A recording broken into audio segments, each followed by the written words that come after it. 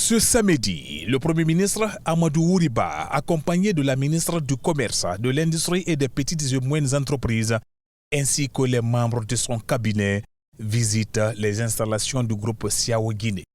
Ce gigantesque complexe industriel investit de gros moyens pour faire de l'autosuffisance alimentaire une réalité dans le pays, sous la vision éclairée du président de la République, le général d'armée Mamadi Doumbouya. C'est la mayonnaise qui est faite à base de tournesol raffiné. On fait le raffinage de tournesol, d'abord ça vient brut, après on fait la mayonnaise.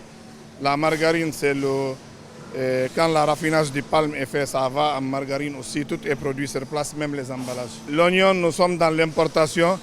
On s'est entendu avec le Premier ministre qu'il nous met à disposition 2000 hectares et pendant 12 mois, après obtention de 2000 hectares, on le garantit qu'il n'y a plus d'importation, ça sera une agriculture nationale pour l'oignon.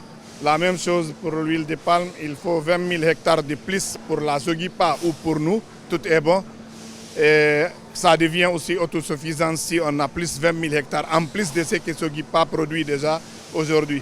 À ce jour, avec la transformation sur place des produits, cette unité agro-industrielle contribue de manière significative à la création de l'emploi. Amadou Ouriba, convaincu de l'engagement du groupe Siao dans l'approvisionnement du marché guinéen, exprime la volonté du gouvernement d'appuyer ce secteur. Vous savez, c'est la première fois que je viens visiter l'usine. Mais ce que j'ai trouvé, c'est particulièrement impressionnant. Il y a beaucoup d'enseignements qu'on peut tirer de cela. Cela veut dire que si on veut, on peut. J'ai vu que de l'huile de palme, tirée de Zérekoré par exemple, on a tous les autres produits dérivés suivant, disons, des étapes de transformation. Et ça permet de créer du travail, ça crée une chaîne de valeur. Et je félicite M. Dakhlala qui montre la voie.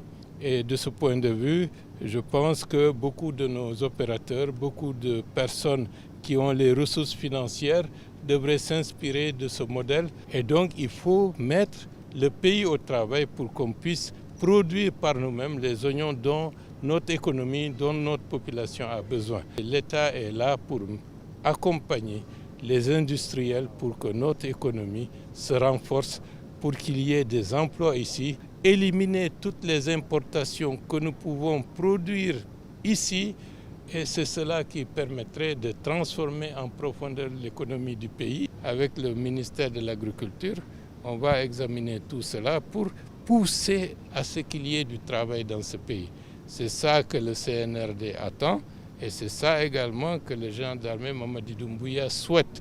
Ce groupe prouve à suffisance que l'industrialisation de la Guinée est en marche.